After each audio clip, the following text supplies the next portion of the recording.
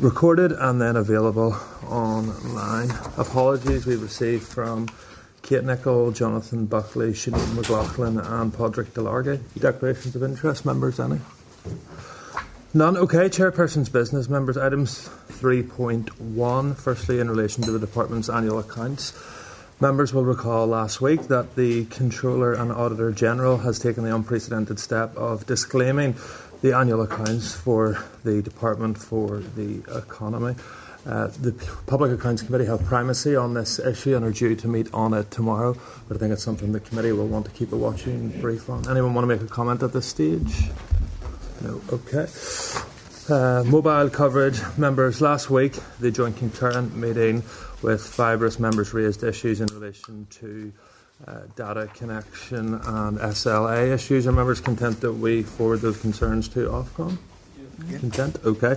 Draft minutes then, members, at page 7 of our packs from the deliberations on the 5th of March. Are members content that they're a true and accurate reflection? Yeah. Thank you. Then at page 15 is the concurrent meeting with our colleagues at the Department for Agriculture, Environment and Rural Affairs. Members are content to agree those? Agreed. Matters arising, members, any you want to raise at this stage? None? Okay, well then we'll move to our first oral evidence session from the Department in relation to response to Storm Owen. Refer members to page 20 of our packs and then at the table papers, page 28 and 33. I invite forward our colleagues from the Department. You're all welcome back again. I'm good to see you again. Richard, and we also have Richard Rogers. Thank you for providing us with the written brief, and at this stage I'm happy to hand over to you for an opening statement, please. Thank you, Philip. Members, have a opening statement. That's okay. Thanks for the invite to provide an update on the outcome of considerations of Storm Owen compensation payments. It's a very important matter that could have widespread implications for the costs that energy customers here pay over the coming decades in the regulated environment. So I'm Richard Rogers, the Head of Energy Group within the Department, and with me is Anne-Marie McCullen, who's the Director of Energy Strategy and Corporate Services in Energy Group, and Richard Hume, who's Head of Business and Industrial Processes. As members will be aware, the Minister established a working group with representatives from the Department for the Economy, the Utility Regulator and NIE. So Richard attended all of the working group meetings on behalf of the Department. The committee will have received a copy of the letter that the Minister sent to executive colleagues on the Friday past, the 7th of March, that detailed the work that was carried out by this working group in considering the issue of compensation payments for Storm Owen. I think it's important to first set out the scale of the Storm Owen event on the 24th of January, Friday. It was the most severe storm ever recorded in the region, caused widespread damage with power outages resulting mostly from trees striking overhead electricity wires. Nearly 326,000 homes and businesses lost power following damage at approximately 3,000 individual locations. Over 90% of NIE's primary substations experienced wind gusts in excess of 90 miles per hour.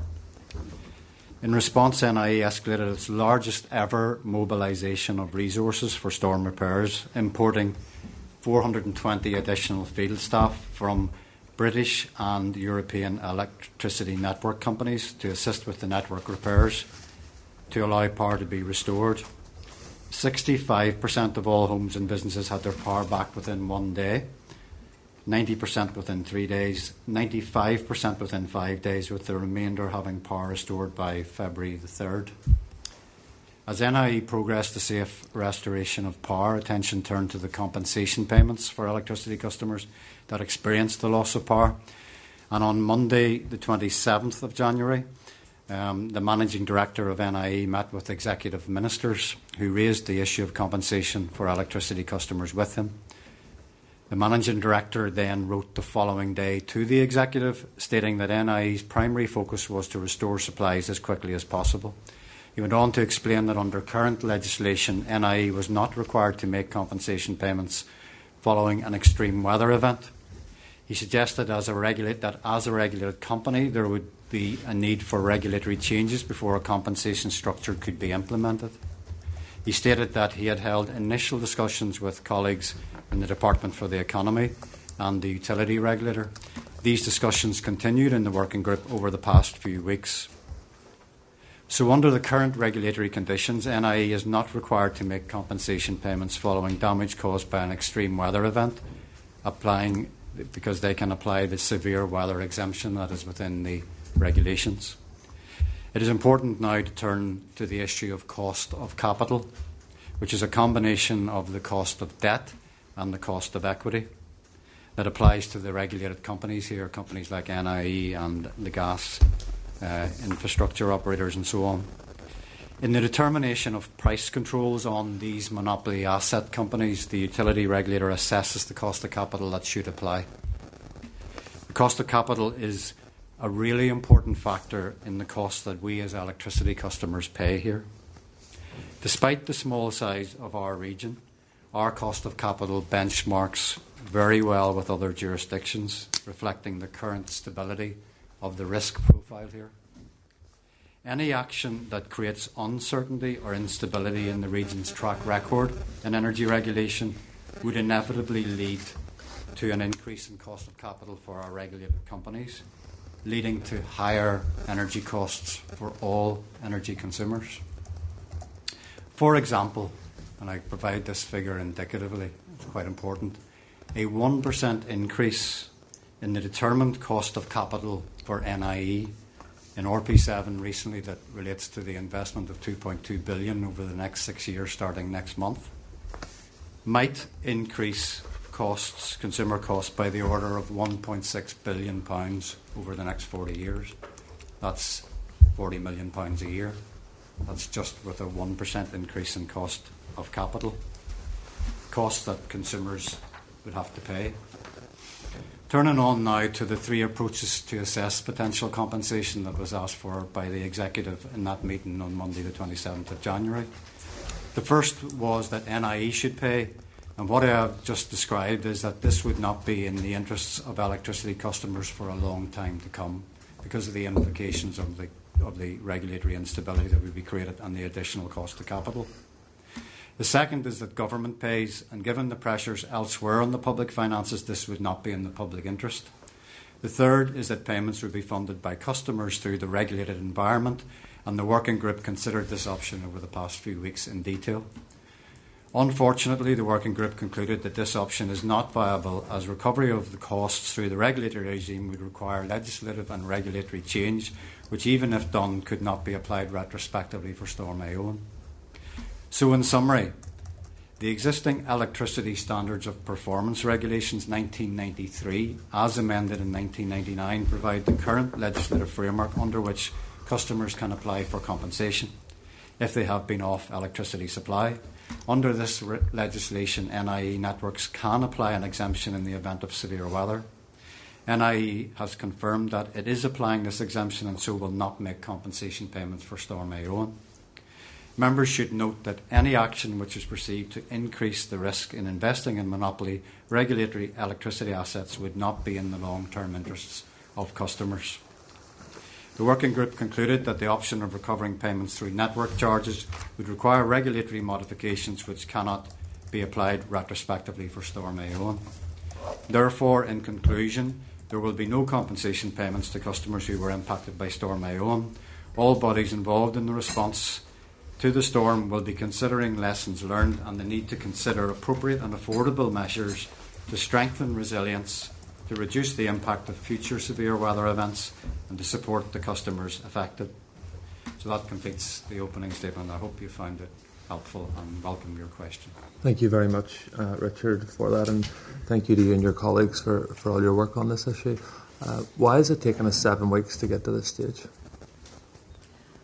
In terms of the working group was asked specifically to consider 3 issues: what could be paid, how it could be paid, and when those payments might be made. So in terms of the 3 options wherein the costs could be recovered from network charges, the group worked through those in detail in terms of an option whereby NIE would have paid 50% and the customer would have paid 50%. The second option whereby the GSS would have been applied as the utility regulator consulted on it in 2023, and then the third option was whereby the GSS would have been applied as if it had been updated in line with the GB GSS, and the working group did work through all of those, identified the costs that might be incurred, where those costs would fall, and the obstacles that would be put in the way of would have to be overcome in terms of actually paying this out. So, I mean, there were various obstacles identified. First of all, that the NIE system is not set up to identify in detail for individual customers when exactly they were off service for and to. So basically identifying which customers were off for which periods of time. Their system is not specifically set up to identify that, so there's an issue that has to be considered for the future. The other issue is that the system they have is essentially a manual system, a manual application system, and it's set up to deal with up to about 300 claims a year, whereby people would be off power for some period of time. They would make a claim under the Guaranteed Standard of Service, and that would be processed, and they would be issued a cheque in the post. So at the moment, what we're talking about here is, NIE have indicated that they have at the moment about 18,000 customers have made claims, and that system is not set up to cope with that. And I understand the system, but the system's irrelevant at this stage because it was blindingly obvious. I did a public interview 6 weeks ago to say that the current mechanisms did not exist. So why did it take the department and the Minister 7 weeks to conclude what others had concluded 6 weeks ago? I think the issues that we were dealing with were complex. We had to consider the full... But what was complex? There was no legal ability to compel NIE to make these payments. NIE made clear from the start that they were going to use their exemption. So what was complex? I think we had to explore the three options that Anne-Marie had set out, and whether the regulatory environment could be amended that customers would be able to receive a compensation payment. And who was going to amend those? We worked, as Anne-Marie said, we worked through the three options. I can give you an overview of the three options. No, I understand the three options, but it was clear from the start that none of them were going to work. And what we've done is we've continued this process for 7 weeks, and then we have put out a written statement on a Monday of the sitting day of the Assembly to tell people what was blindingly obvious from the start. I just want to pick up some of the remarks that the Minister made. So in response to AQW 21369 on the 27th of January, the Minister said that it has been agreed in principle that a compensation package will be made to those customers impacted. Who agreed in principle that a compensation package would be paid? So, I think your comments are very helpful, Chair. If you go back to the meeting on Monday, after the first weekend, there was a lot of desire among the range of executive ministers when they met the MD of NIE that compensation should be paid and that NIE should step up. So that had to be taken very seriously, and our minister, who obviously is responsible for energy policy, then wrote to the utility regulator the following day to say, look, would you join a working group, please, along with NIE, to work with my officials to look at the issue of compensation? Because it's fair to say that that response on the 29th of January that week, which said that in principle compensation payments should be paid, is a reasonable reflection of the principle, because the principle exists in GB. Sure. So who agreed? So when they said it has been agreed in principle that a compensation payment will be made, who agreed that? Well, I mean, I suppose we could pick on words. The direction of travel. No, I know the direction of travel, but the Minister has said in a written answer to colleagues that it has been agreed in principle that a compensation package will be made. Who agreed in principle? Who's the Minister talking about? Well, I'm not sure I can answer that about actually who would have agreed at this point. The principle was the important thing in our mind. No, what's important is that we have an official record from the Minister that says a compensation payment will be made.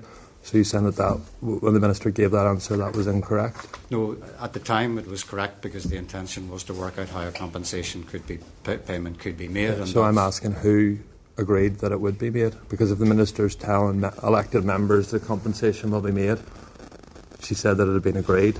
Who agreed it? Well, I can't answer that. Okay.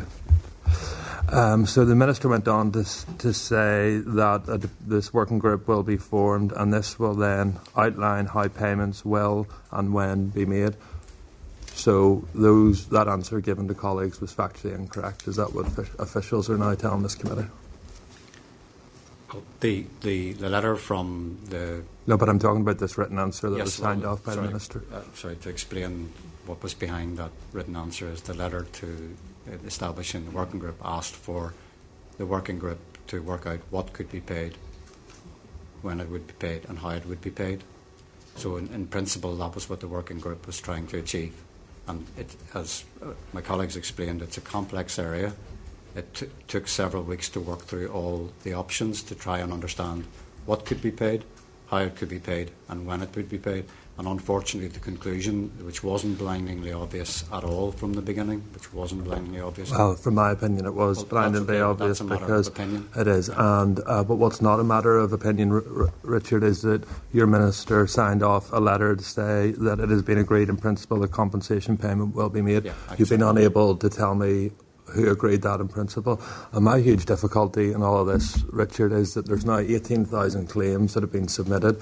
People seen that from your Minister to say the compensation will be made. 18,000 claims have now been made.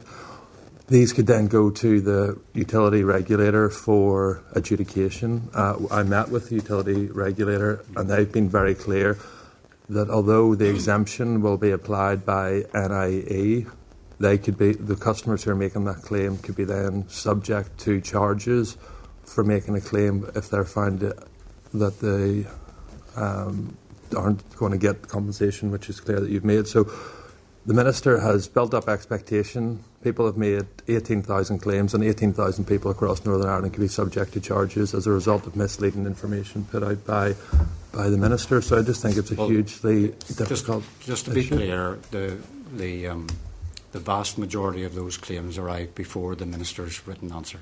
Okay, so whenever... So how many arrived before the Minister provided that answer? Within the first couple of days of that statement being made on the Monday, at the weekend, that there should be compensation paid, NIE received 15,000 claims. Okay. So there was an initial surge, and quite unfortunately there were also scams then arose on the back of the statement being made about people should make compensation payments, and NIE had to put a statement out to say there's not a position of claiming for we're not in a process where we haven't developed a scheme yet, etc., etc. And so anybody who's asking for you to make an application through them now, it is a scam. And so this is what happened at that point.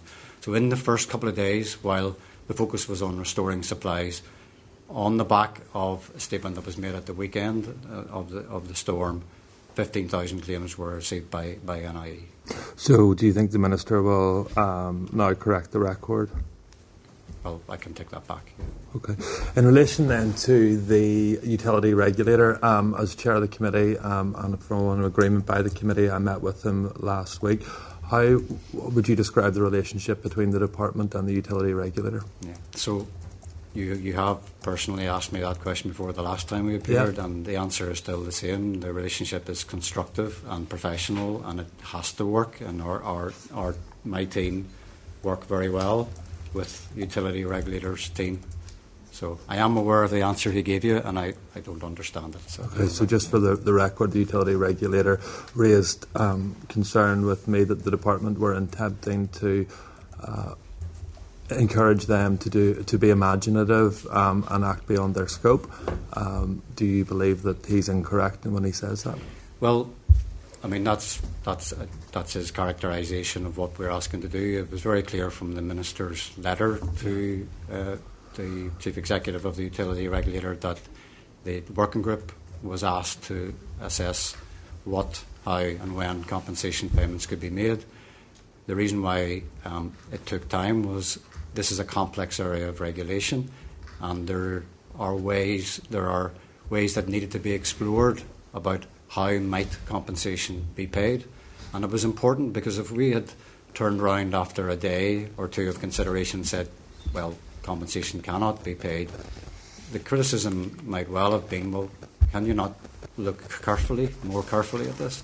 Because the area of energy regulation and legislation is a complex one, and there are powers that exist within the utility regulator and powers that exist within the department.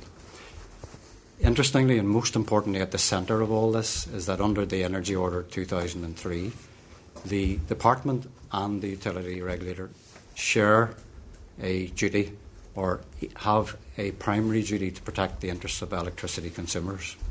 So in establishing the working group, on the back of a statement being made called on NIE to step up and make goodwill payments, the working group needed to explore what was the art of the possible. Now, in exploring the art of the possible, it kind of assumes that everything is black and white. Everything is not black and white in the real world. What the working group had to do was assess the areas of grey, assess what might be possible and what might not be possible. And that's what the working group did, to ensure that when it came back with the answer that it did, that answer was sound and solid and based on evidence and well-rationed argument based on the regulations and the legislation that exists. So I think it was right that the working group took its time. I think there was a really positive engagement from the regulators' staff and from NIE staff and from our team in order to work out. And it came to its conclusions as quickly as possible. So it's important that the department and our officials behave in a way that protects consumers, because that's our duty. It's also important that the utility regulator and the officials there do the same, because this is about customers at the end of the day. And I explained in my opening remarks that we have a good cost of capital here. The typical energy infrastructure is not something that can be replicated. You can't have two pieces of infrastructure going down a street. So that's why it's a monopoly environment. That's why the role of the department, the minister and the regulator is really important for keeping the costs to customers down in the long run. It is quite a surprise that in a region that only has 1.9 million people and 900,000 premises, that we can get similar costs of capital to across in GB where there are 70 million premises. But that's because we have a sound regulatory and political environment. And that's what we must protect, because if we make a wrong turn, then it will cost customers an awful lot for a long time. And that's why we have to be really careful in this area, Chair. No, and I appreciate that. And listen, I appreciate your work, and you're not responsible for the questions that are signed off by the Minister, but this whole episode, I think, has been deeply damaging for the Department. What we've seen is a false claim made by the Minister that it had been agreed in principle that compensation payments would be made, which is not the case.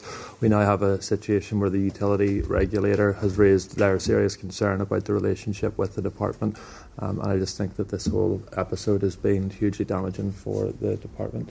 Diana? Thank you, Chair, and good morning. Thank you for coming before us this morning. This storm was exceptional. It's in everybody's living memory. There are very few like it, and obviously at a time like that, the public looked to their elected representatives and leaders for steer. And given that the messaging was that there will be compensation, that erroneous messaging. Do you not feel some responsibility that should have been ruled out early on? Because there is a public expectation that compensation will follow. I represent Fermanagh, South Tyrone, and it's a rural area. My house was out for 8 days. There's many more longer than that. It was a very, very difficult time for people having to navigate without heat, without light, without telecommunications. So I just feel that the messaging, we need to know what advice was given and why this was allowed to give an impression that compensation would follow, and also an assurance, the lessons learned, that there should be a swifter response. We've seen in Scotland, the Scottish Power are giving compensation. It's possibly a different regulatory framework, but I think the public do want those answers. I'd be interested to hear why the messaging was allowed to go unchallenged for so long, why there is not more dynamism in the process. If you could help me understand that, please. I think the working group we're working on the basis of finding a solution that could pay compensation payments to customers that were affected. But unfortunately, the three options that were considered, the first option was applying the existing guaranteed standards of service with NIE not applying their exemption.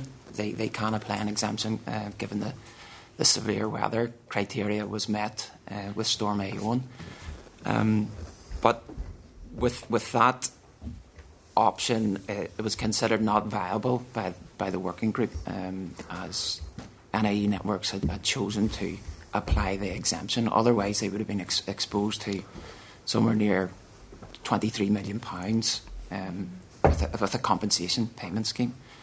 The other two options that were considered by the working group were to apply the proposed scheme that the utility regulator had consulted on in November 2023.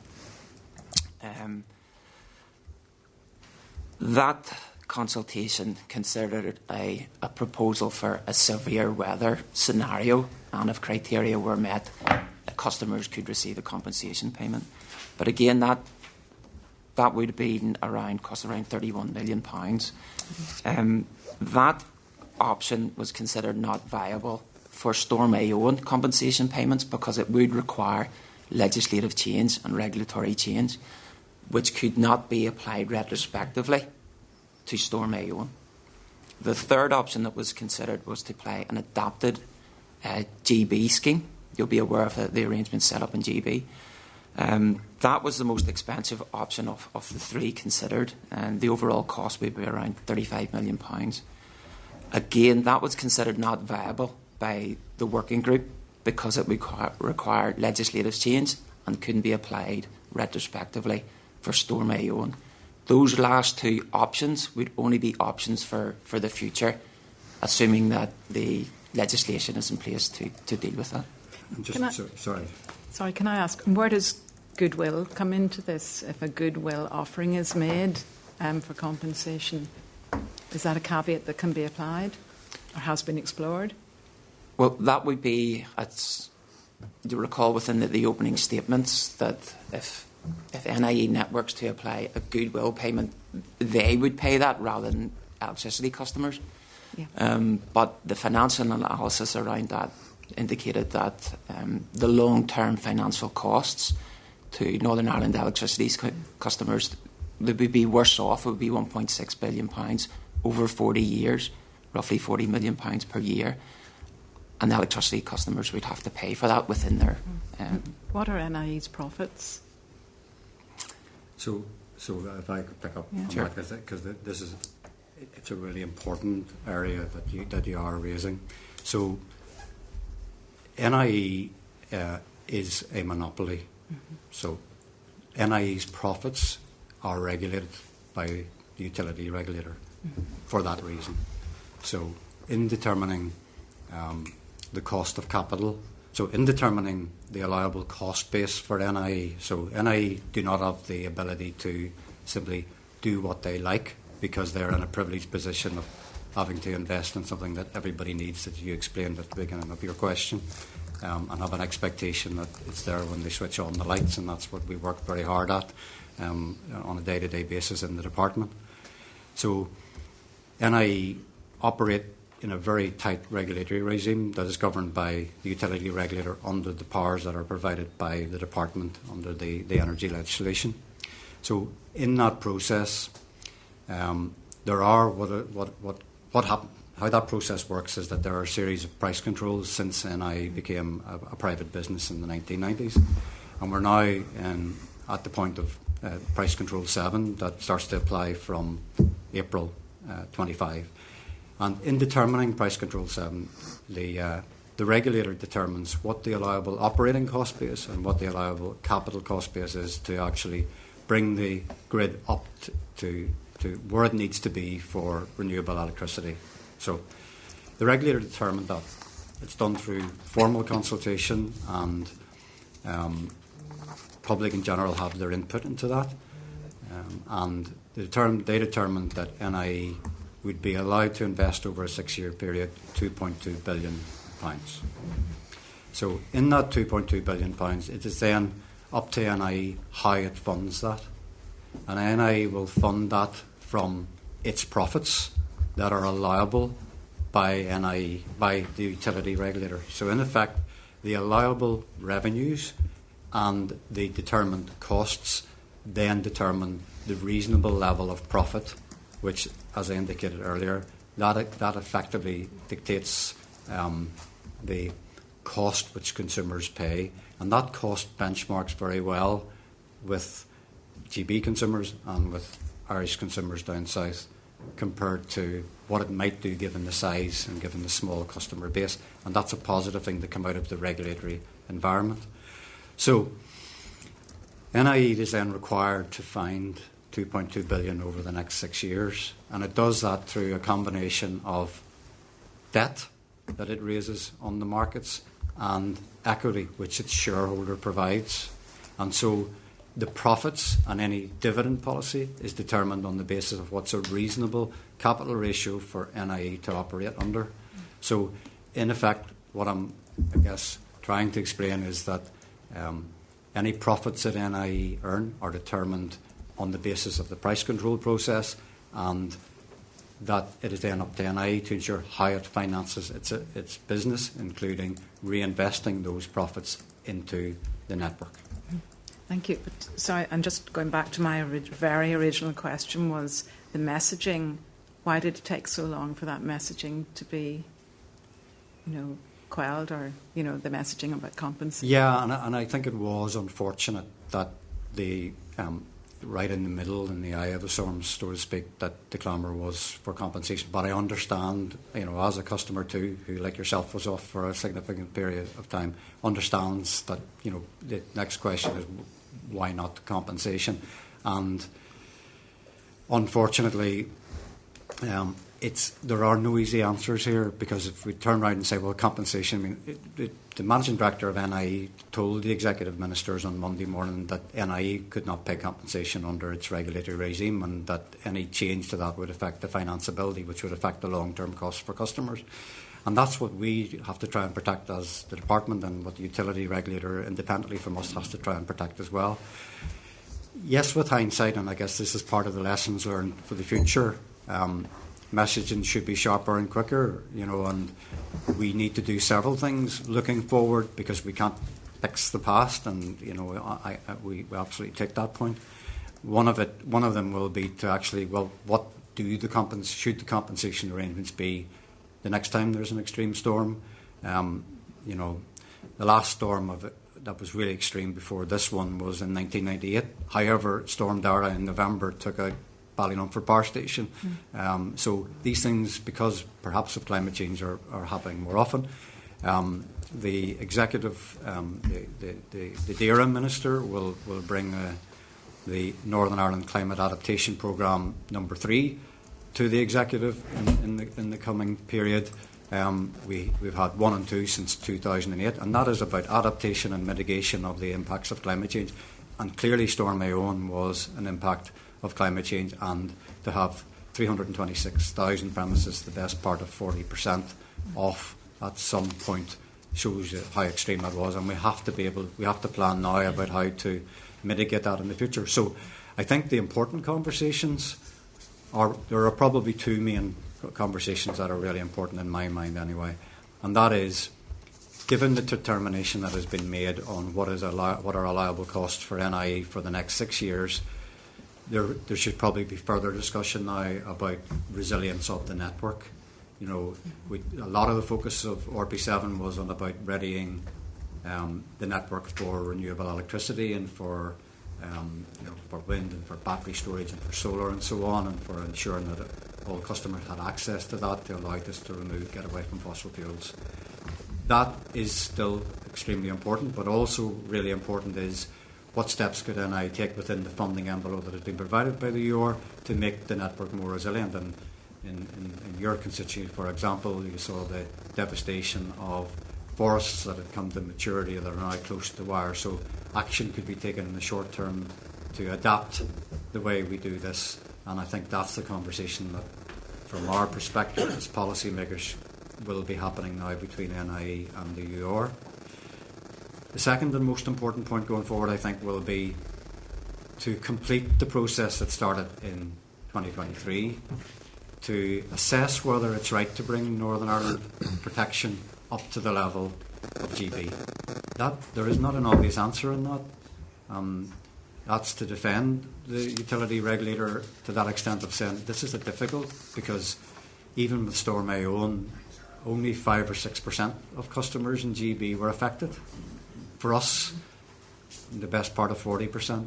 And so to bring a compensation package that was the same to Northern Ireland might be unaffordable. But on the other hand, there needs to be some protection. So we have to come to some conclusions on that. And yes, the regulator is independent and will have to come forward with its analysis of what they've discovered from their consultation. And then the department will have to take that forward and bring it before the Assembly for scrutiny in terms of secondary legislation and the required regulation. So there's two things that have to happen quite quickly, I think, in order to prepare us for the next time this happens. Okay, thank you very much. Thank you, Chair. Diana. Gary? Thanks, Chair, and thanks for your presentation. I suppose on a similar theme, in these emergency situations, the information that goes out is vitally important. It's important that it's accurate. And in this situation, particularly from the Economy Minister, it is deeply regrettable that the information that has been put out was not accurate. As elected representatives, the onus is on us on the front line, if you like, dealing with constituents. And Richard, you talked about a clamour for compensation. People were very much desperate, particularly vulnerable customers who, had fridges full of food that was wasted. The cost of living at this minute in time, the pressures. So rightly so, people were calling out for compensation, and obviously the minister responded to that. By saying that it was agreed in principle, and clearly that wasn't the case. So I think the minister really needs to come forward and correct the record on that point. For me, however, the past is now in the past, and we'll have to look forward. On Diana's theme, I think that what confidence now is there to consumers, particularly those vulnerable people who maybe find themselves in this situation again. What confidence is there to those people that they're not going to find themselves in this position again? What efforts have been made by the department to ensure that there are support schemes potentially available for those vulnerable customers? Do you want to kick off and you come in, or do you want to kick off? I'll come in. Just in a sort of more general note on the department. I mean, the Department for Communities was provided with some money from the executive to basically bring in an emergency provisions immediately in the aftermath of the storm to open up community centres and do that sort of thing. I think that's an important response, and that needs to be considered as part of the overall package. Part of the guaranteed standards of service that exist in GB covers not only compensation payments but also covers that sort of thing where assistance is provided in terms of food vouchers, accommodation, emergency accommodation, that kind of thing. And I think all of that needs to be considered so that that's in place for vulnerable customers next time round. So what we need to do as a department is when we get the information, there's so much more information available now than there was when the utility regulator went out and consulted in November 2023. My understanding from them is that they got 6 responses to that consultation, and none of those responses were in response to the question about extreme weather events. I would imagine that would be very different if they were to reconsult, and I do think they're considering how they need to look at the new information that's available when they have that analysis made and they come and talk to us. I think we are very aware of the responsibility of the department to look to these type of events happening in the future and make sure that protection where it's appropriate and affordable and acceptable in terms of the costs to customers, that's in place. So to build on what Anne-Marie said, there are probably 4 key approaches. The first is the resilience point. I think there is work that needs to be done to limit, to mitigate or to reduce the amount of damage for a similar event next time. And I think that is quite possible, and we've already had conversations with NIE. They've got a lot of ideas, and they need to work that through with the regulator in terms of the cost to be allowable. So it's about reprofiling the package of costs that have been agreed for RP7. So that will be between the regulated company and the regulator. The second point then is the importance of the critical care register, and myself and my colleagues, we were directly involved in this with NIE and with the regulator over the week of response afterwards, were to ensure that we all stepped up and helped people who needed to have the electricity supply. I personally was involved in getting generators to people, for example. So people being registered on the critical care register is really important, and that is something that is within the regulated environment. And there are a lot of people in the critical care register, and that's the access to ensure that people get the help that they need when they need it. And that's really important in medical circumstances in particular, for people that are more vulnerable as well. That's the second point of view. The third point then is on insurance, and that's how our society should handle this. And okay, it's easy for me as a civil servant to say, well, home insurance should cover that, because I recognise as well that not everybody has home insurance. But the majority of households in this society should have home insurance that will cover this type of event. And, when we were, again, back to the point that was made at the beginning, when we were being criticised for taking time to work this through, we had the business sector saying, hold on here, guys. You're not going to put this cost on us. So it's not obvious what the solution would have been, and this is why when Richard has talked through the compensation approach, compensation, if it's going to everyone, businesses will get very little. The big businesses will get very little, a few £100, but they'll pay tens of thousands of pounds towards it. And the very clear message was coming from the business sector while we were working through this. We will take legal challenge on this if you put these costs on us. So when it comes to insurance, business should have insurance, and as many households as possible have insurance. And Anne-Marie referred to the point that the Department for the Communities were provided with some money to provide the support in local communities and through local councils and through local community centres. And that is going to be really important for the resilience in the future, because that's the third way of dealing with this on the ground. And then the fourth way is the actual blanket compensation. And I explained earlier, it's not obvious what level that should be, but if we accept that compensation should be paid and it should be in line with what happens in GB or something like it, well then there is no free money. We will all pay for that in our electricity bills, and as long as we do that and make those changes and everybody understands that some people will get a payment, and in GB it's up to £2,000, and in the regulator's proposal it was up to £700, well that £700 will be paid by the rest of us, and that's fine. So they are the four approaches, and I think that, if you like, is part of the lessons learned, and we need to get on with that now. Okay, thank you. David? Richard, you've covered quite a bit of what I was going to ask. Philip covered it at the start. I just want to clarify one thing. The $6.5 million is what the cost of damage is. NIE Networks, the profit is $67 million roughly, I think, working profit, not pre-tax profit, which is up $12 million in the year before. That $6.5 million also isn't going to be passed on to consumers, or is that? So under the existing regulatory arrangements, and the regulated company has an arrangement with a formal arrangement through the regulations, through its licence with the regulator, that any costs which it incurs over the agreed target level of efficient costs is paid for 50% by the company and 50% by consumers. Yeah, that's what I want to clarify. So we're not even now talking about compensation. We're actually talking about the public actually paying for the damage as well. Well, so that is the regulatory range. You're absolutely that you've explained that absolutely correctly. So under the regulatory environment, 50% of the costs are passed through the cost base. 50% of the costs are paid for by the shareholder. Yeah, but this just got worse. So we just talked at the start, and Philip went through it in detail there. So we talked about compensation for not having electric, but now what you're saying is 50% of the $6.5 million, so 3.25 million is going to be passed to the consumer, and they're not getting a penny for their electric bill.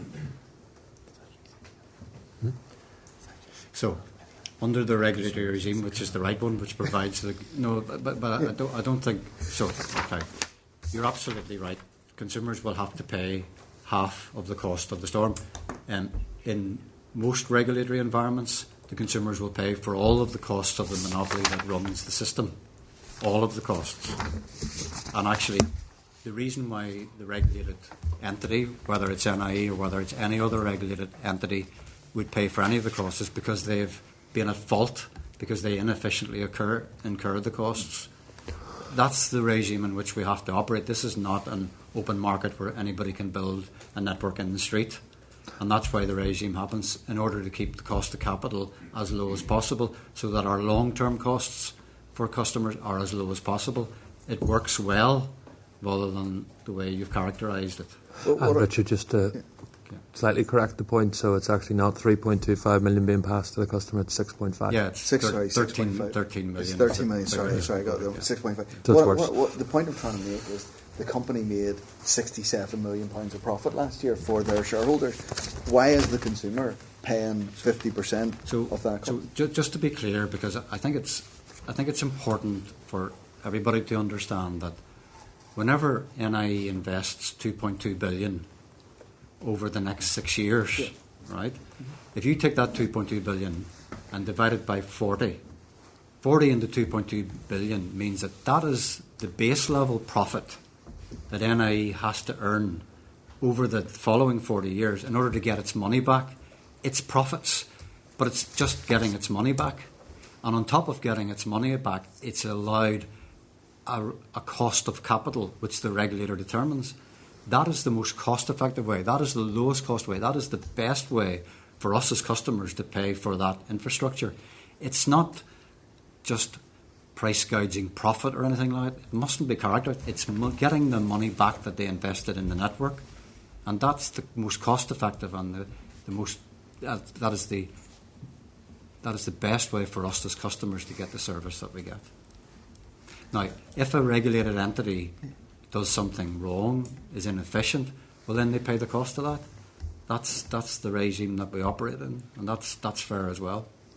Yeah, I suppose our view, we're here to represent constituents, and our constituents aren't getting compensation, and now they're going to get hit with bigger bills. That's the point I'm making. And I understand the regulation. I understand the need, and it's actually essential that we get the grid to allow the renewable energy and move that for 80 by 30s to ever be close to getting near to that. I absolutely agree with all of it. Totally have no issue with any of that, and that's socialisation of cost. What I'm getting at is there is substantial profit. There's 12 million more profit this year than last. Yeah. And that's above all of that. Yet the consumer is going to be hit. But again, I make the point that profit is going to fund the network that was invested in the past, and if NIE does something wrong, they have to pay for it. If they run a reasonably efficient business according to how the regulator determines it, then they're entitled to the return that the regulator determines. Yeah. That's the environment we work in. If we were to shift from that, we'll all pay an awful lot more. Okay. Thank you. No. Emma. Thanks, Chair, and thanks to you all for coming in this morning. And I suppose an awful lot of what we've had outlined in your presentation and questions from other elected reps, and I'll not rehash the points that have been made, but I suppose it does go some way to expose the problems with privatisation of companies and provision of public services, and that's a difficulty. I wanted to ask, in our briefing pack that we were provided with by the clerk, we have reference to the exemption mechanism for severe weather events, and the fact that, now I accept that this was in a previous mandate, but that the utility regulator did consult on doing away with this exemption in the past, but then that wasn't followed up on. I wonder if you have any detail or what the rationale for that was at the time. The consultation, we can't speak for the regulator. All I can say is the consultations that have been done on that in the past have not been presented to the department at this point in time, and that's what we're looking to engage with them so that we can make legislative change if it's appropriate in the future. But we need that feedback, first of all. But in terms of what happened to that in the aftermath of those consultations, we can't speak for the regulator on that. So the process basically wasn't concluded? The 2023 process is still in train, yes. Okay, so the past consultation, you didn't get the feedback or the results of that in order for the department to make a decision, basically, is what you're saying? Yeah, and I think it's really important that there is an independent regulator. So the regulator carried out a process about the potential to change the guaranteed standards of service. When the regulator completes their analysis and provides that to ourselves, it may lead to the need, for example, if there is going to be a compensation scheme brought in that's in line with GB, that will require secondary legislation, and we will have to bring that through the Assembly scrutiny process as is right and proper. But until we have the evidence to do that, until we have the ability, the information that would allow us to bring that scrutiny through, then we can't progress that. And it's important that we protect the independence of the utility regulator, but it is also important to say that we share a duty to protect electricity consumers, the department and the regulator. So we should be coming at this from the same place, and that's why, in answer to the Chair's question earlier, it's really important that we have constructive and good professional working relationships. It doesn't help customers if that's not the case, and that's what we would aspire to try and do every day. Okay. Thanks very much, then. Thank you, Emma. Okay, colleagues, thank you very much for coming out here. And as I said, thank you very much for your continued work on these and other related issues. We appreciate your time. Thank you very much.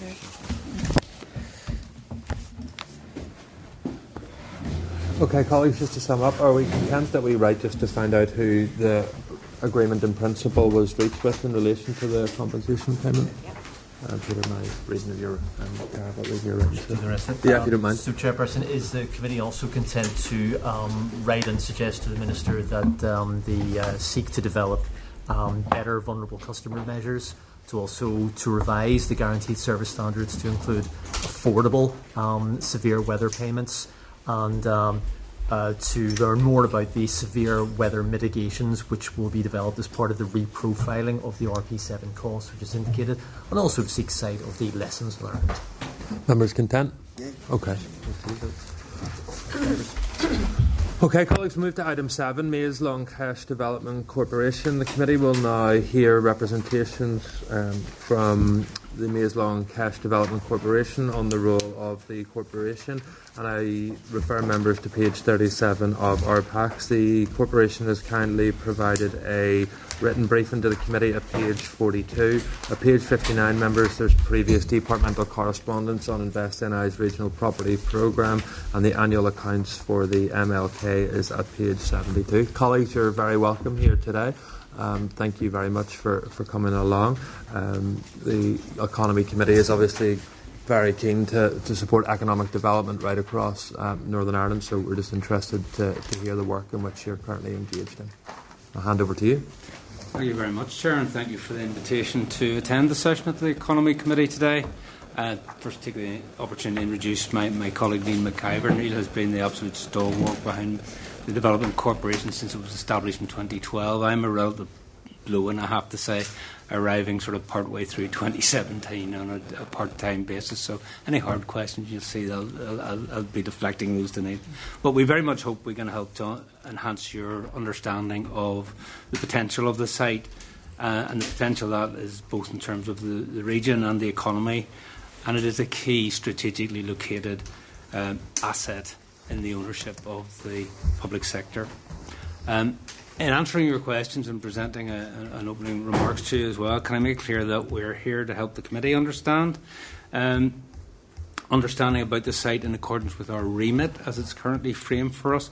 We'll not be providing any comments to the press, either outside of this room on or off the record in any shape or form. And any of the members of the press present, please note that. In terms of a bit of opening remarks, and this might feel a bit counterintuitive, rather perversely, but from our perspective, I think the picture I would like to present is one of what I'd like to call a determined optimism. And why would I say that? And that's because I think there are three strands that underpin the Development Corporation. The first one is the choice of the Development Corporation as a delivery vehicle to deliver, the choice of a large regeneration project. The choice of the Development Corporation is really well founded. It's widely recognised approach. It's well established nationally and internationally, and it would represent best practice delivery vehicle. It allows a really cohesive approach to the regeneration.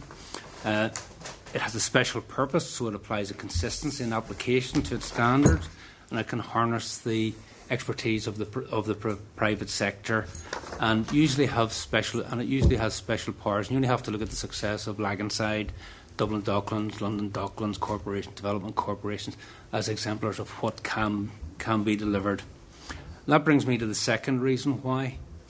The Development Corporation itself is underpinned by a very strong legislative base. It's a Strategic Investment in Regeneration of Sites NI Order 2003, otherwise referred to as the 2003 SIRS Orders, and that confers significant powers on the corporation, including the acquisition of land through the use of compulsory purchase, if required. But I actually think one of the most important parts of that legislation is it imposes a duty on other public bodies to facilitate and cooperate with the Development Corporation in the exercise of its functions. And the third strand to that then is the planning policy framework. The Development Corporation is recognised as, we'll summarise, as a regionally significant site in the Regional Development Strategy 2035 and in the draft BMAP, Belfast Metropolitan Area Plan, which safeguards the MLK site as reserved for major future development of regional significance. And I think it's also interesting to note from the very early work of the Old Party group back in the day, and they identified a mixed-use development as the way forward. That continues to be the view, was the view of the previous board and continues to be the view of the current board. So that remains valid as a principle. So in other words, the Development Corporation is very well founded and has a significant set of tools at its disposal to help support its functions in moving forward. I'm going to turn very briefly, if you like, to the matter of opportunities, if I may, but I'm not going to say very much about that because I think it's quite clear from statements made in the Assembly, elsewhere, that all parties recognise the very significant potential of this site, both in development terms, both in economic potential. So it is widely recognised. What I would say, of course, is there has been a hiatus over a period of time, but opportunities emerge and evolve over time. There are now new opportunities that maybe weren't there 10, 12 years ago. So these things are continually changing, and there is that need to be dynamic and flexible and respond to the needs. So in that role of looking to realise the potential, I would like to stress that our role is not, our role is as an enabler. We don't deliver that potential per se. It is delivered through those third parties, the organisations that are based on our site. The examples are the Royal Ulster Agricultural Society. I mean, you see this firsthand today, the investment they have made in this site. I think, you'll correct me if I'm wrong, I think over 1.2 million visitors to the site since they moved here in 2013. They've moved to a 4-day-a-week Balmoral show in 2017. It's a real success story, and they're continuing to expand their offering there. You look at the success of the air ambulance since it moved here, operating out of a temporary base, over 4,700 and taskings on their website. Phenomenal activity, phenomenal support, constant to and flow of people to and from the site in terms of supporting the air ambulance itself. And it delivers real benefits, improved health outcomes, reduced hospital time because of their on-the-ground interaction. So it is genuinely a privilege to be able to host them on the site. And Ulster Aviation Society and its own, a tremendous team of dedicated volunteers. Their collection is absolutely stunning. They now started off in one hangar, they're now 2 hangars. They're probably going to look for hangars 3 and 4 and 5, given the opportunity. But that is, those are just examples of the potential that can be realised if we can move forward and allow or enable development to happen when the environment is right to allow that. I think one of the key constraints I would highlight is our connectivity to the strategic road network.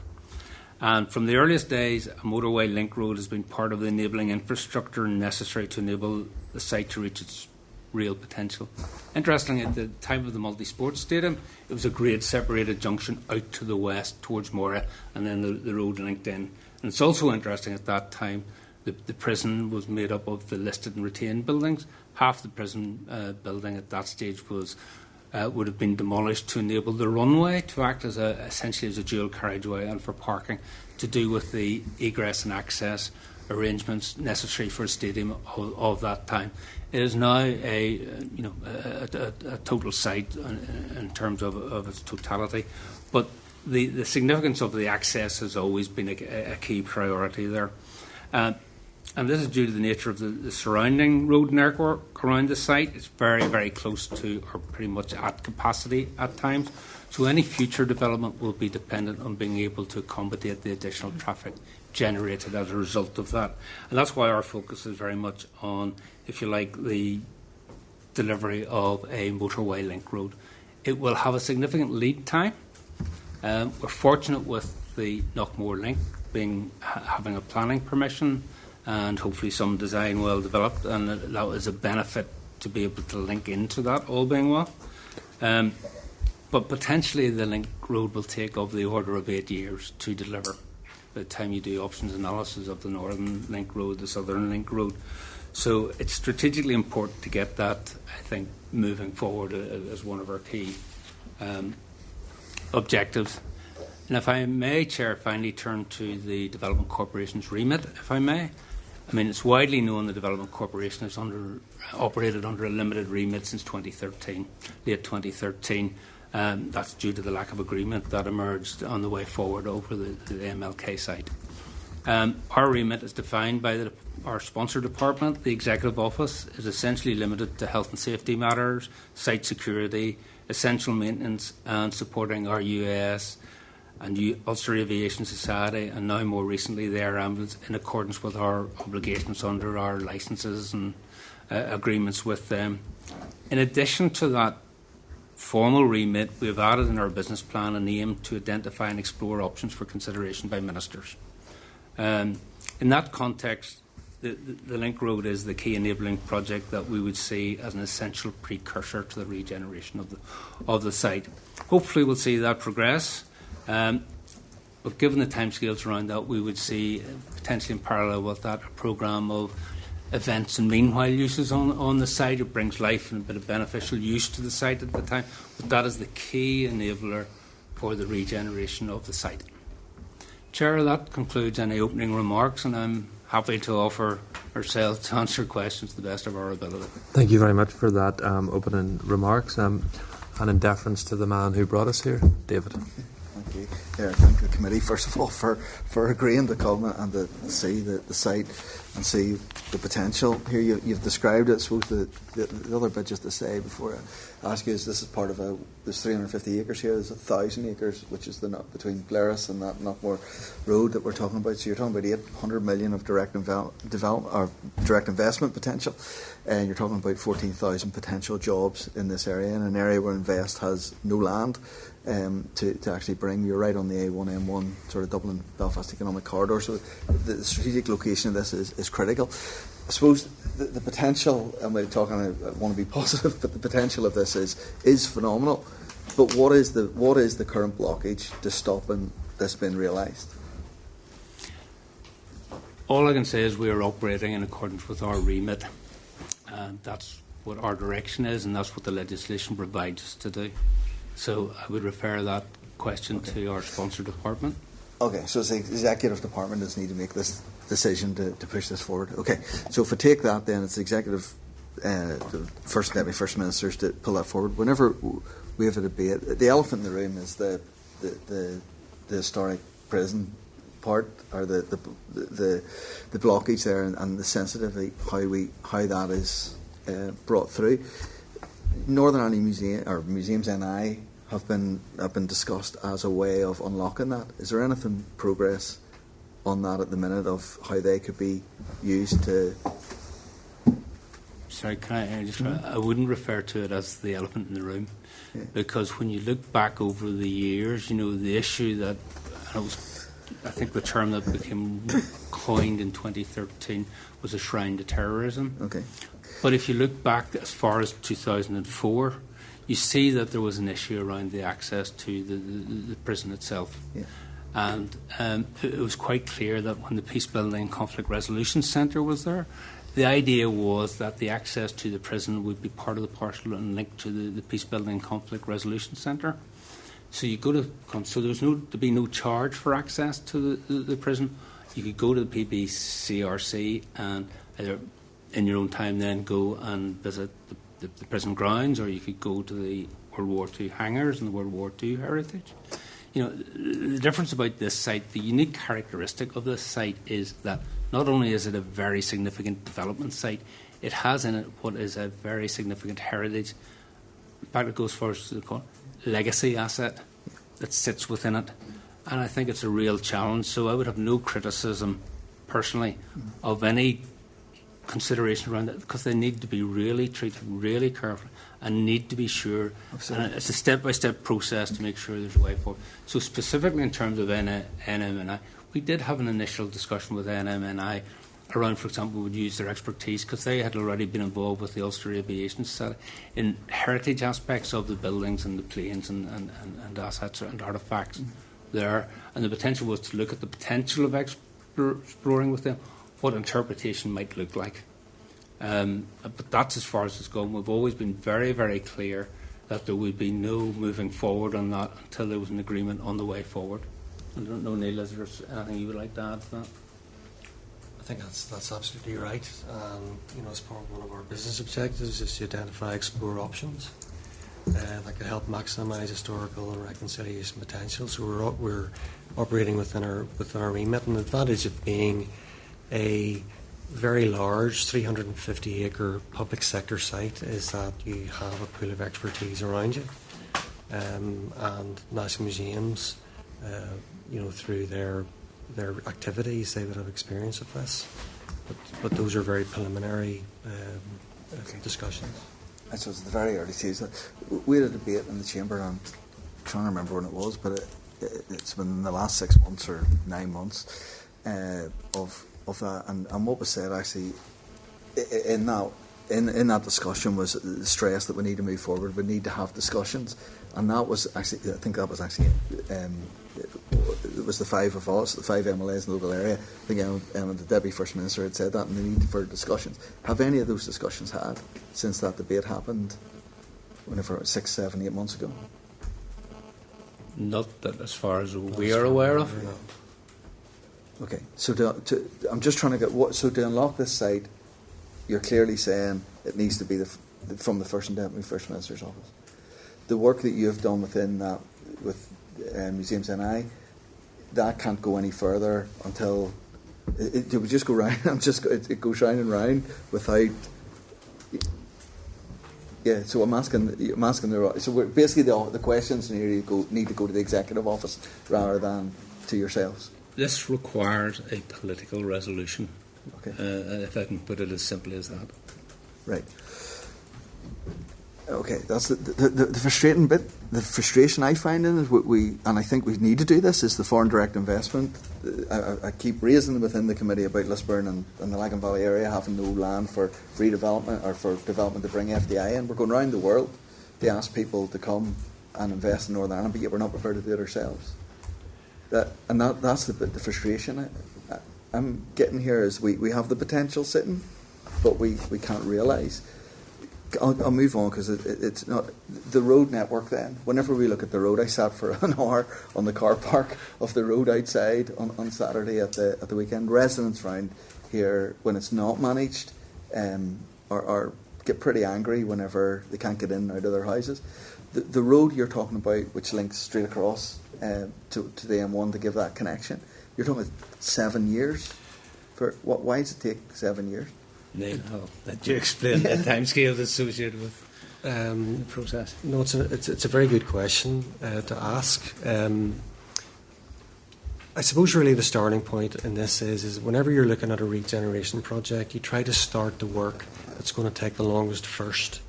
So from a de-risking point of view, the road is a priority. And without that road, what you're looking at is a big site which is accessed off a lattice of rural roads which aren't fit for purpose. You noticed that at the weekend. We had a unforgettable experience in 2013 whenever the first Balmoral show, well publicised. And to get over those big events, it requires a huge amount of interagency working. So yesterday was an example in this very room where you had 12 to 14 different departments, PSNI, ourselves, Fire Brigade, everybody working together to make sure in that instance that Balmoral show works. The road's a big thing. In Northern Ireland, what we need to do to build that road is get planning permission and then acquire the land, the physical bit of corridor that we will need to buy in order to build the road. The way legislation works here in Northern Ireland is you can't do those two things together. They can't be concurrent. You've got to get planning permission first, and then you've got to vest. We have powers under the SIRS order that Brian mentioned in his opening address that allow us to vest land for infrastructure. So we've got all the tools to do that. We don't have a good track record here in Northern Ireland building roads, as we all know. So that period of time would allow for the fact that there will probably be legal challenge that needs to be worked through and advice given and taken with regard to the different processes that are required.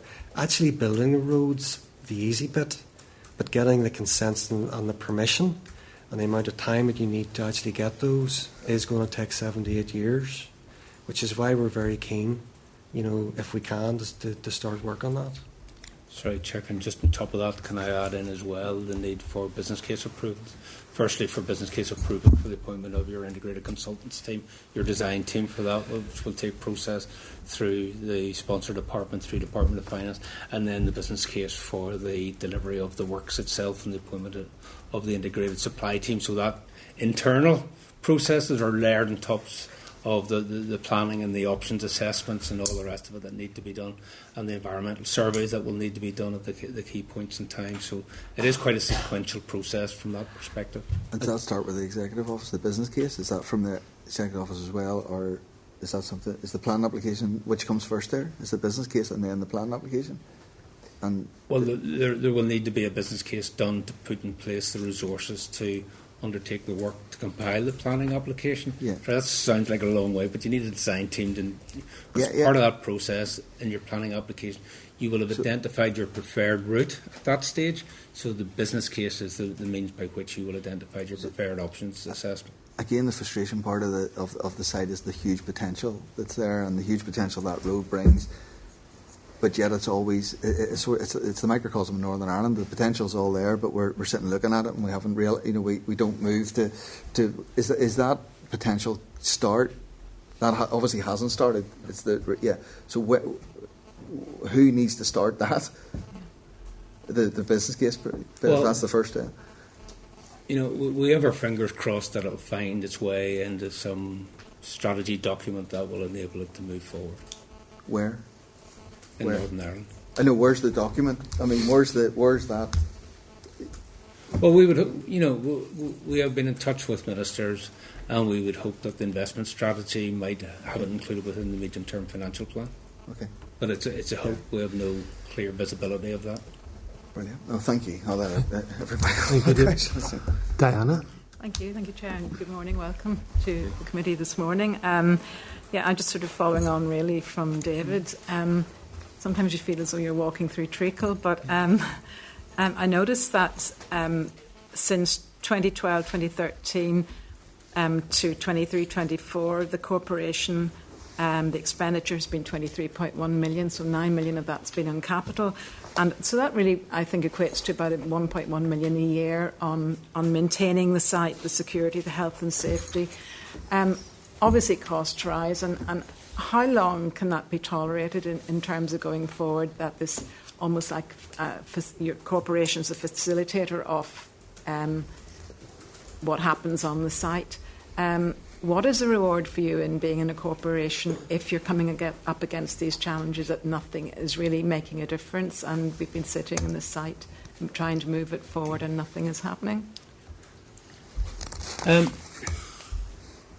think we are fulfilling our remit, and that's why I use the frame of determined optimism, because we do believe that there is, a means. Certainly, the tools are in place to deliver the regeneration of the site.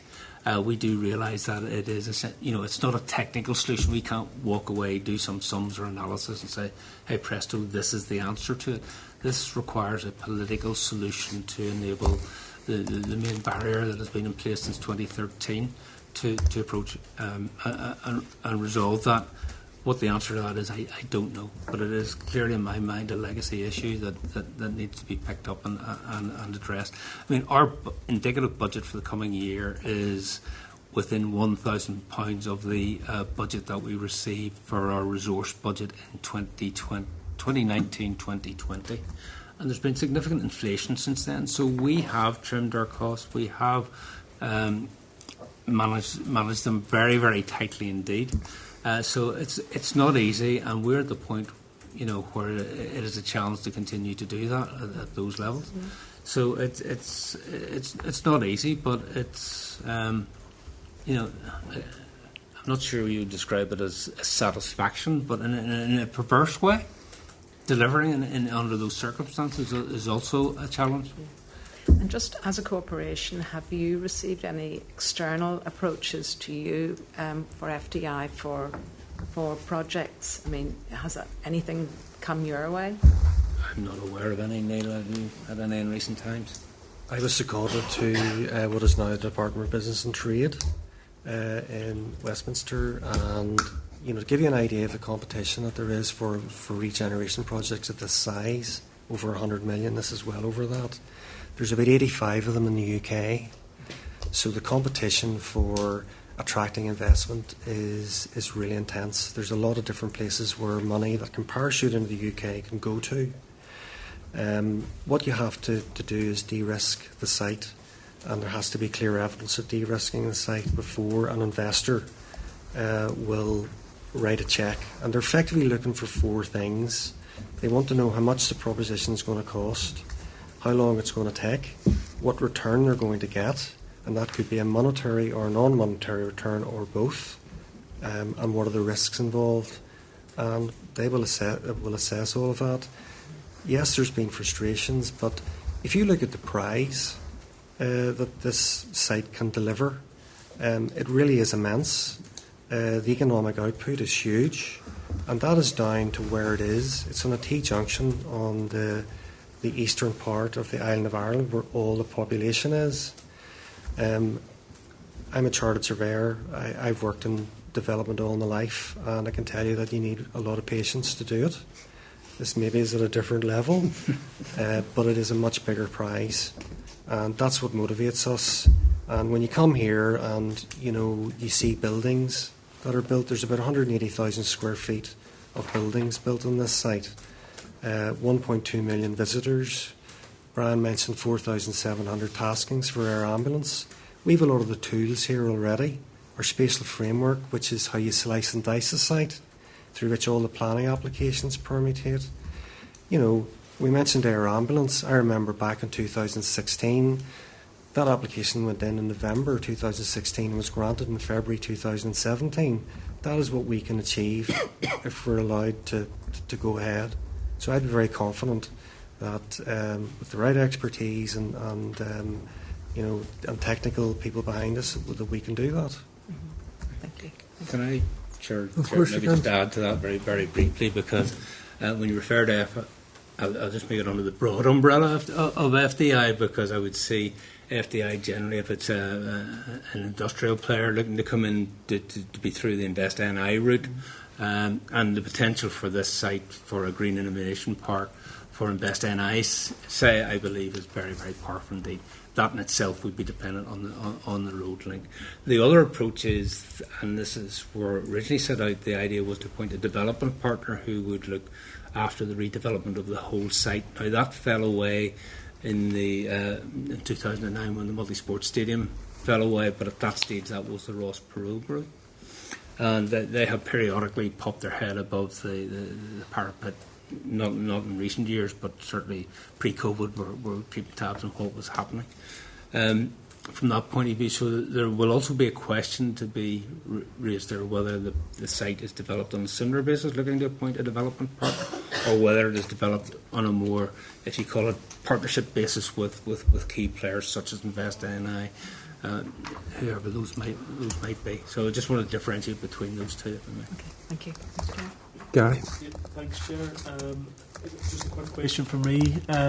Obviously, it's been on the site, you can see the huge potential in terms of land availability and space.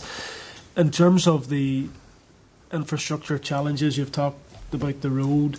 Are there any other sort of immediate challenges in terms of infrastructure, or things actually that could be done in preparation for potential movement or political agreement around the site? Are there things that could be done now in terms of those infrastructure pieces?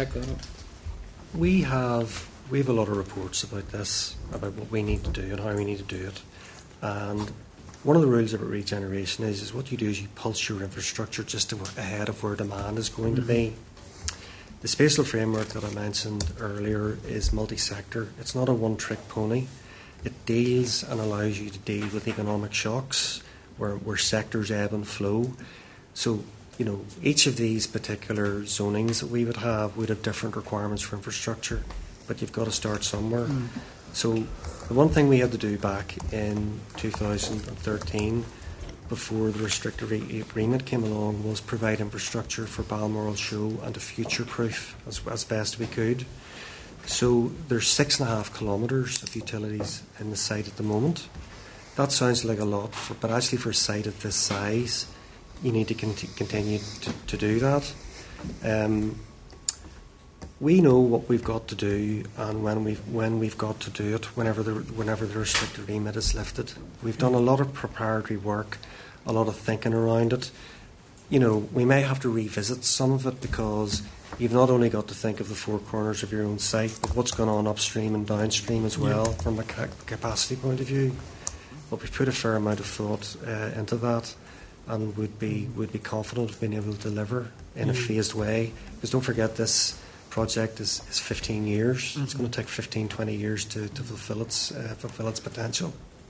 And are there any sort of estimates in terms of costs to bring the site up to what's necessary?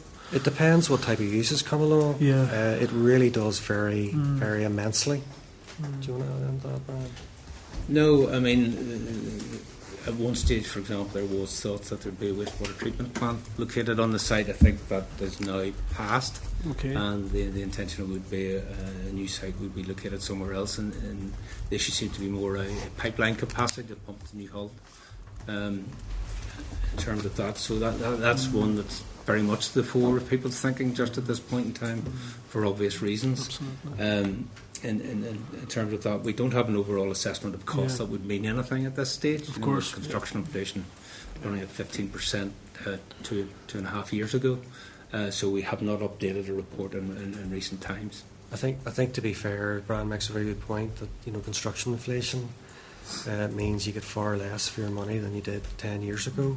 So the sooner it's done, the better, and it's going to be there for a very long time. Okay, thanks, Thank you, Gary. Emma?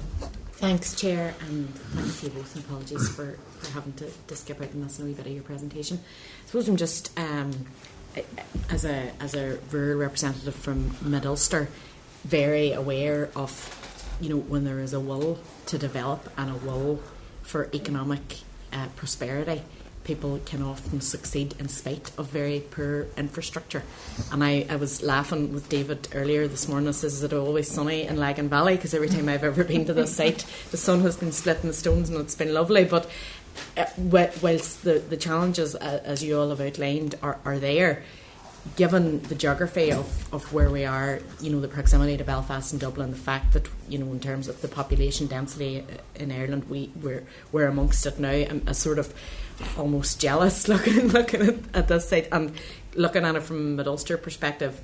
very aware that that people are able to overcome those challenges. When you're from the hills of the Sperrins, you look at this sort of geography and you think, oh my God, things would be so much easier. So I suppose I'm heartened to hear yourselves talking very clearly about the potential that there is there, and the fact that you are confident that there's economic prosperity to come from this. And it's fairly obvious looking around this site that the opportunity that exists. And I know whilst others have referred to the fact that there have been problems in the past in stumbling blocks, there's a very clear statement from all of our leaders that we want to see this site developed. So I suppose the message that I'm hearing from you is that you're confident that that's going to happen, and that you want to see the We can't say that's going to happen to the fullest possible extent, to be honest. But Mid-Ulster, Desert Creek, if I look at that, and I think there's an example of something where perseverance pays off. The concept of the Northern Ireland Community Safety College was there. The project itself, the costs escalated on that, and when I was involved in that, my role in that was very much about bringing the information to the departments, to the joint ministers, to take a decision on the future. And now you've got that absolutely stunning, fabulous Northern Ireland Fire and Rescue Service facility, training facility. It is wow. And the potential there for Northern Ireland Screen might be used for some of its more exotic fire-based schemes or scenes. First time I think Cookstown's been described as exotic. Adrian McCree should describe it as many things, yeah. So, that's where perseverance gets you to, and you get the right information to take the right decision, you reach the consent. To replicate that sort of process, I think, is if we could get to that point. The difference is this has got a legacy aspect to it all.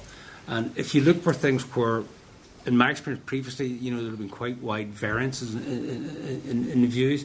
If I think about waste management, and if I mention incineration or thermal treatment thing, there was an accommodation reached there involved in the early days of waste planning, etc., around that, and you saw the difference of opinions and well-founded and rational basis for each of the views that were being expressed.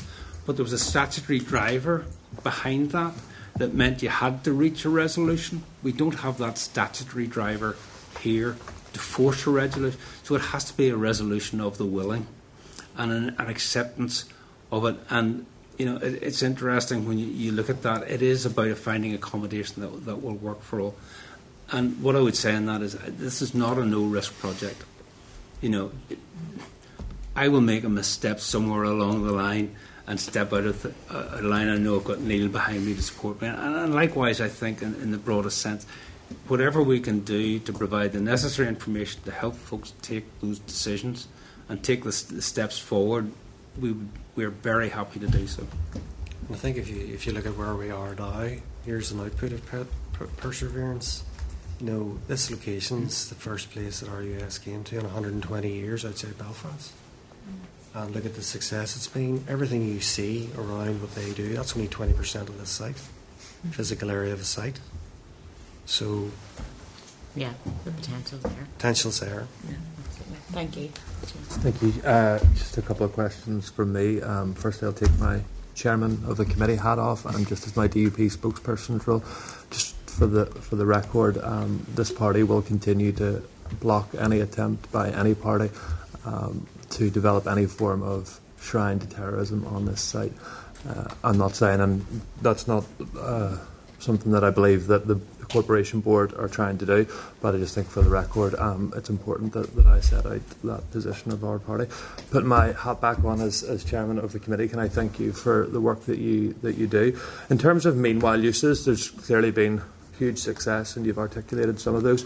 I just want to check, has there been any other fresh approaches in recent months or years from any other bodies or organisations that are keen to have some meanwhile uses of this site?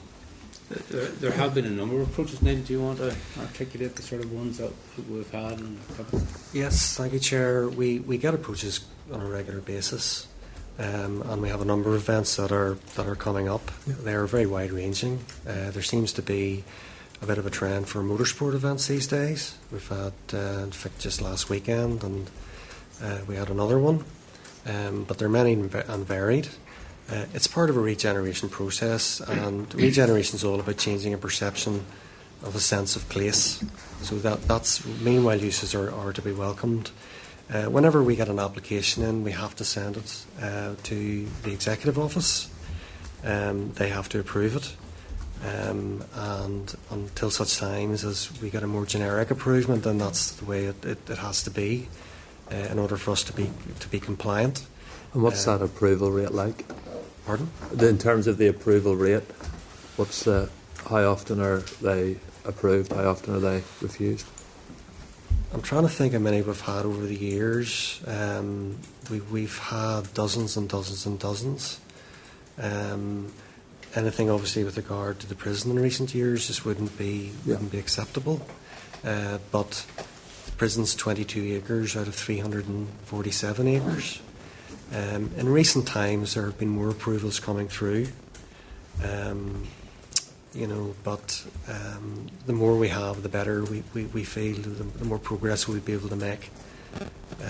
So in terms of an approval percentage rate, very, very difficult for me to say, because it would have varied from before the restricted remit was imposed until after it. Yeah. And it's clear that there's not going to be political agreement found on that 22 acres of that site. Has there been any work then done by the corporation to then look at the remaining 300 acres to say, we're not going to get political agreement in relation to this part, but this is what could be done and focused on the remaining 300 acres? Not since the spatial framework was done. There were a lot of early studies done, and that's why it's zoned in terms of potential land uses within the site. But Neil, do you want to clarify that further? We have a lot of different ideas, and those ideas have been particularly articulated in various shapes or forms. So until there's ministerial agreement on the wider regeneration of the site, we can't progress any of them. But if you consider since 2013, we've had Brexit, COVID, Ukraine, now potentially tariffs. So sectors move around. We're pretty confident that if the restricted remit is lifted and we de-risk the site, this will be a fantastic opportunity. It is a critical mass which you won't see anywhere else. Sorry, Chair, can I just add, of course. There were significant reports done, and assessments done, social needs assessment, estates market assessments done back in the day, and we recognise that those need to be redone. Mm-hmm. But the question is, when do you do that? Because even if the road is 8 years delivery, you wouldn't want that information as your decision points now, because the markets will change over the intervening years, so those would be coming later in that process. I wasn't sure whether you were looking to suggest there somewhere or another of isolating the prison as in itself, if you like, separate from the development plans as a regeneration, how you would approach that. So there may be some merit in that, but that would be, again, is purely a political decision between the parties. And then obviously, so UK government have announced £150 million for Northern Ireland for enhanced economic investment zone. Has the Department for the Economy at any stage approached you to say that this might be a possible location for that development? Not directly to ourselves or the board. No problem. And then finally, the Minister has obviously set out their clear priorities in relation to regional balance, and was the creation of the Invest NI's Regional Property Portfolio Fund. Has the Department or Invest NI approached you about Invest NI supporting the development of this site through that fund? Not in turn. We have had discussions, very preliminary discussions with Invest NI over the last 6 months, but they've been very informal. Fair enough. And in terms of infrastructure, I know that the roads is an issue. Is there any issues in relation to wastewater infrastructure, electricity connectivity, Wi-Fi, internet provision, those other wider utilities, or are you at a state of readiness, with the exception of roads? I would say not readiness, Neil. And you Not readiness. Yeah. I mean, water infrastructure is pretty good on the site. Okay. It's definitely up there in terms of what we need to do. But we were able to get that in. I mentioned 6.5 kilometres of utilities that we were able to put in. That was part of that. But we weren't allowed to do anything else then whenever the remit was imposed upon us. Mm-hmm. Those sorts of things, though, there's engineering solutions to them. We're pretty confident if we're allowed to do it, we could do it pretty quickly. Because whenever I arrived here, I think it was August 2012, in August 2012 and May 2013, all of that work was done. More or less all of it was done in a space of about 9 months.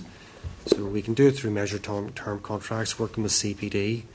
In terms of physically doing it, it would be fine. But we would need, given the fact we're 10 years on, need to revisit the reports just to see what's required at this point in time. No problem. Chair, it is maybe just worth noting at one time the site was essentially home to a small town with a population appropriate to that. So, a lot of the infrastructure bits, the water supply, wastewater, etc., would have had a capacity. And that's been one of the saving graces, that the traffic that would have been generated back in those days, it's taken up to now for that traffic capacity to be used up on the surrounding road network. And I think that's a very important point because, the world's moved on without us in the particular vicinity here. So roads capacity, the junction, the capacity at roads has been soaked up.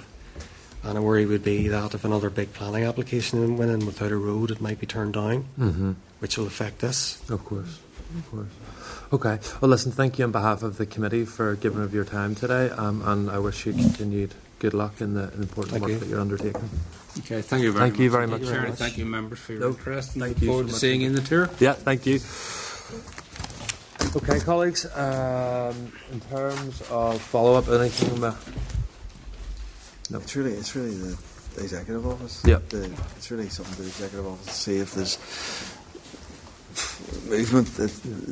They can't do anything until there's agreement from the executive office. So it's something, I don't know, where do we write to the executive office and say, is there a timeline for, or... Do you wish to? Yes, we're happy to. So write to the executive office asking them for the timeline on... Everybody's talked positively. When everybody's talked positively about what the potential is and what the thing. So it's the realising that is their agreement. So they've all talked about having discussions, and they've just said there was no discussions. So is there we can ask for an update from yeah. Do you specifically want to ask if there's going to be inclusion in the investment strategy? I will suggest. Yeah. Okay. Yeah. Thanks, Chair. Very good. Members content? Yep. Okay, thank you. We'll then move to item 8, members, which is delegated legislation, student support, and I refer to members to page 176 of our pack. The Department has laid a statutory rule in respect of SR 2025-32, the Education, Student Support, etc. Amendment Regulation Northern Ireland 2025. The rule is subject to negative resolution procedure and will come into effect in February 2025 with some provisions affecting the 25-26 academic year. The rule appears to do a number of things. Firstly, students who fall within the long residency category of the student support regulations have a temporary leave status at the start of the first academic year of the course. The rule will terminate eligibility for support when leave to remain ends. Graduate entry medical students who receive means-tested maintenance loan support. The rule would allow GEM students to avail of a tuition fee loan if attending a GEM course in Northern Ireland. And thirdly, the maximum maintenance loan support to full-time undergraduate students from Northern Ireland will be increased by 20%. The committee sought clarity from the Department on the costs and the consequences of the GEMS tuition fees, loans and the maintenance loan increase. The Department's response is appended, confirming that there is no Ardell financial consequences of the increase. The committee then sought further clarity from the Department on the resource accounting and budgeting charge and student funding for other medical courses. The Department's response again is appended, and RAB is linked to the condition of Plan 1 loans and other medical support may be considered as part of the wider higher education review. So, members, I obviously raised the issue in relation to the welcome granting of this for GEM students, but obviously there's other medical student providers in Northern Ireland, and my concern was that why this didn't include them. The Department have come back to say they may look at that in the future. Does any member have any other issue on this? just declaring interest of the student of a daughter. Yep. Student, just Okay. And Same. any others? Okay. You have a daughter too, with it? No. Thanks. That age. Thanks, members. Okay. I put to the committee that the Committee for the Economy has considered the statutory bill SR 2025-32, the Education, Student Support, etc. Amendment Regulation, Northern Ireland 2025, and subject to the report of the ESR, has no objection to the bill. Is that agreed? Okay, thank you. Correspondence then, members, starts at page 208 of our packs. Item 2 is at page 11, and members are asked to consider departmental correspondence in relation to long-term storage and interconnection policy, which apparently will not be developed until at least next year. Any comments on this, members? So we're at page 211. Sorry, I'm not Yeah. trying to find my being. Yeah. The committees, we can forward this to the utility regulator to seek their comment in relation to this, if members are I'm content. sorry, I'm just trying. Yeah. Okay, page 214, members are asked to note departmental correspondence and advising that research on the social enterprise sector may be available by summer of this year, and the terms of reference are provided. Are members content to note? Yep. Thank you.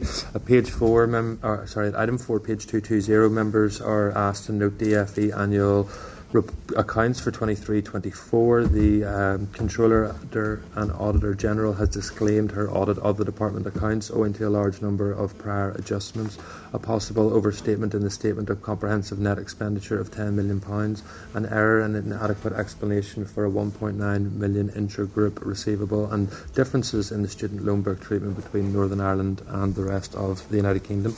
As discussed at the start of this meeting, the PAC has primacy. Is the committee content then with the once PAC have released that report that we then look into the issue? Okay, thank you. Item 5, members are asked to note a copy of a draft report from the Committee for Finance on the joint budget event at NICFA on the 29th of January 2025 for committee consideration and agreement. This is at page 489 in a motion for agreement that has already been agreed by the Committee for Finance. The motion is included in your pack, which will be jointly tabled by the Committee for Finance and the Department for the Economy. Representatives of parties represented here agreed it at the Finance Committee, if members are content to agree. Yeah. Sorry, Chair, just for the record, I'll read out the motion, just so you know what it is. That the Assembly notes the Committee's report on the impact of the Chancellor's Autumn Budget Statement on critical sectors, including business, community and voluntary and social enterprises. Further notes that while the increases to the national living and minimum wages are to be welcomed, their sudden nature, combining with the rise in employers' national insurance contributions and wider cost of living increases, creates an environment in which many businesses, social enterprises and community and voluntary organisations may at best struggle and at worst cease operations, and calls on the Executive to develop a coordinated approach to this crisis led by the Finance and Economy Ministers. So that would be the motion. I'll go quickly. Okay, members content? Yeah. Okay, no problem at all. Item 6, members, is for noting. Members content? Yeah. Item 7, again for noting. Members content? Yeah. Yeah. Item 8 for noting. Members content? Item 9 for noting. Members content? Thank you. Item 10, members are asked again to note correspondence. Are members content? Yeah. No problem, thank you. Item 11 is for noting. Are members content? Yeah. Thank you. Item 12 at page 506, members are asked to consider a request from Queen's University Belfast to brief the committee on the funding model in Northern Ireland and offering a visit. Are members content to agree to that? Agreed. Thank you. Item 13, members are asked to note a report from the OECD. Members content? Yeah. Thank you. Item 14 is for noting. Members content? Yeah. Item 15 is for noting. Are members content? Yeah. Item 16 for noting. Members content? Yeah. Yes. Item 17 finally for noting. Members content. Yeah. Thank you. Forward work plan at page 654. Peter? Quick one then, members. If we look at next week, it looks really heavy, but there's quite a few things we just need to get through. I think we'll get through them. I'm expecting policy announcements and stuff from the department in the not too distant future, so these are things we probably need to do. Second thing is then 20th of May, we had been due to go to the Granville Eco Centre, but they're not responding to us, so sorry, no, I've got that wrong. 20th of May, beg your pardon, is the joint concurrent session with the Committee for Agriculture. Yeah. So this would be the rematch following the exchange with Fibrous Networks. So this time we would be talking to the departments. So it's not DE, it's DERA and DFE who would be coming along to talk about telecommunication issues. Remember the mobile data coverage, all that good stuff, or not so good stuff. We're talking about that then. Then, 4th of June, not going to Granville, maybe instead we go to Enniskillen that day and take in Balcas and Encirc. So, okay, another long drive for members, but it would be, we would meet in the Further Education College, which is this fab new building. They might want to show us around. And then there's Balcas, who are doing something with sustainable wood and things, and Encirc, circular economy stuff. So, hopefully, nice day like this, and should be grand. Members are content with could that. I ask, would it be a proposal even to meet the tourism sector and possibly do an overnight? Let's look at that, and we'll bring back a proposal on that in the next couple of minutes. thank you. Members are content. I was hoping to camp into your house there. No, let's do that because there's important work to do in relation to the tourism strategy, particularly in the Fermanagh Lakelands and around there. So it'd be good to give it a good focus. I think because of the distance, you can cover a lot with that if that's possible. Thank you. No problem at all. Agreed? Yeah. Okay. Item 11 then, any other business, members? If not, we will be returning to the main city next week, the city of Belfast, on the 19th of March 2025, 10 a.m. in room 30. Members content? Yep. Thank you all very much for your attendance. The committee will now Members, lunch now.